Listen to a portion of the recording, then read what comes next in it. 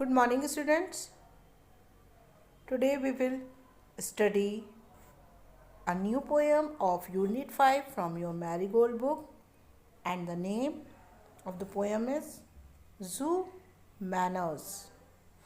The meaning of zoo is चिड़ियाघर, यानी जहाँ पर बहुत सारे एनिमल्स रहते हैं या उन्हें रखा जाता है उसे जू कहते हैं. मैनर्स हमारे तरीके, तो हम इसमें देखेंगे zoo manners. So let's start our poem.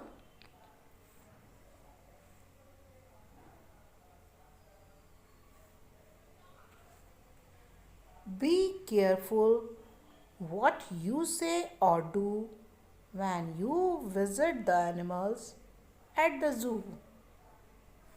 Don't make fun of the camel's hump. He is very proud of his noble bump.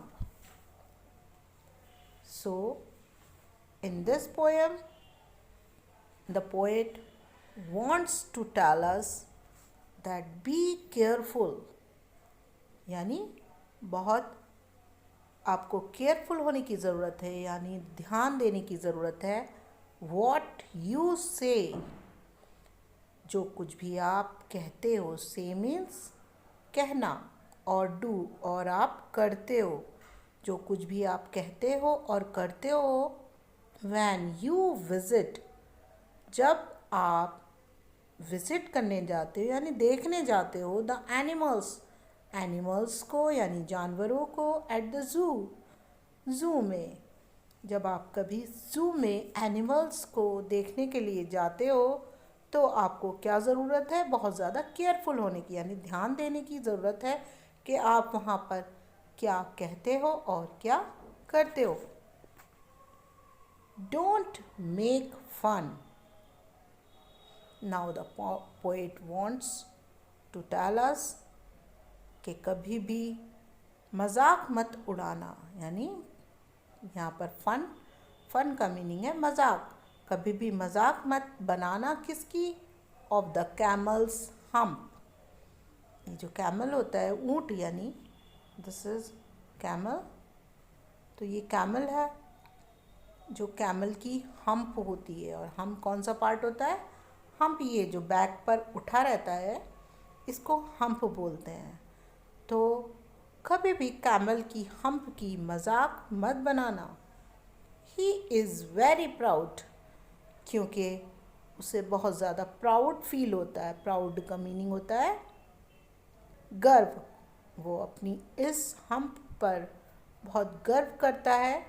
Of his Nobel bump, यानी जो महान, नोबल का मीनिंग होता है महान, और बम्प ये जो एरिया है इसका जो यहाँ पर थोड़ा उभरा हुआ है इसको बम्प बोलते हैं. तो वो अपनी इस हम्प पर बहुत ज़्यादा प्राउड करता है, इसलिए उसकी कभी भी मजाक मत बनाना.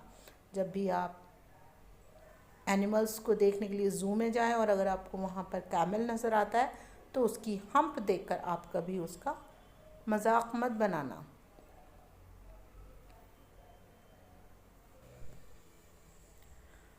Don't laugh too much. अब पोएट हमें और क्या सजेशंस दे रहे हैं? पोएट हमसे कहते हैं कि डोंट लाफ, मत हंसना. The meaning of laugh is हंसना. टू मच, बहुत ज़्यादा. एट द चिंपैंजी, किस पर नहीं हंसना है? चिंपैंजी पर. हमें वहाँ चिंपैंजी को देखकर नहीं हंसना है. He thinks he is as wise as you और मी. ही यहाँ पर चिंपैंजी के लिए यूज़ हुआ है. थिंक्स, सोचता है. वो सोचता है. ही इज़, वो है. एज वाइज, इतना ही बुद्धिमान या इंटेलिजेंट. एज यू और मी, जैसे कि आप और मैं हूँ. तो पोएट हमसे कहते हैं कि हमें वहाँ पर चिंपैंजी को देखकर नहीं हंसना है, क्योंकि चिंपैंजी सोचता है कि वो इतना ही ज़्यादा बुद्धिमान है जैसे कि आप और मैं हूँ.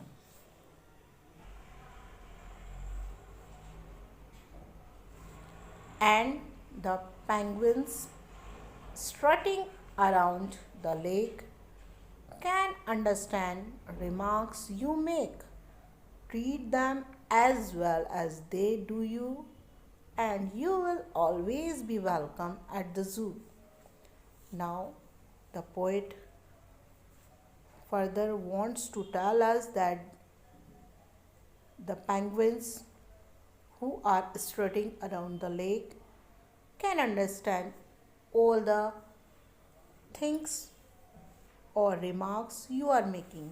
तो यहाँ पर हमें क्या बता रहे हैं वो पोएट कि जो पेंगुइन्स हैं जो स्ट्रटिंग यानी जो घूम रही हैं चारों तरफ लेक के, कैन अंडरस्टैंड वो सब कुछ समझ सकती हैं. रिमार्क्स यू मेक आप जो कुछ भी कहते हो, ये जो कमेंट आप पास करते हो वो सब समझती हैं, इसीलिए कोई भी गलत कमेंट उनके लिए पास ना करें. यानी ये सब जू मैनर्स हैं. जितने भी एनिमल्स आप वहाँ देखते हो तो आपको चाहिए कि उनका किसी का मजाक ना उड़ाएं और उनके साथ अच्छा बिहेव करें. यानी मैनर्स से, तौर तरीके से वहाँ पर आप बिहेव करें.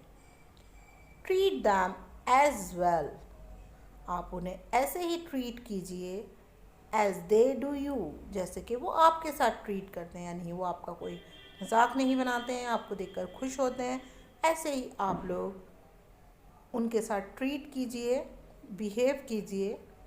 एंड यू विल और फिर क्या होगा, ऑलवेज बी वेलकम और आपका हमेशा वहाँ पर ज़ू में स्वागत होगा. एट द ज़ू यानी अगर आप उनके साथ अच्छे से बिहेव करोगे और मजाक नहीं बनाओगे उनका, तो आपका वहाँ पर यानी ज़ू में हमेशा स्वागत किया जाएगा उन जानवरों के द्वारा भी. This poem is written by Elin Mathias and he wants to tell us that we should be polite and well mannered when we are going to visit a zoo. So students, with this we have finished our explanation of this poem and I hope you have understood it well.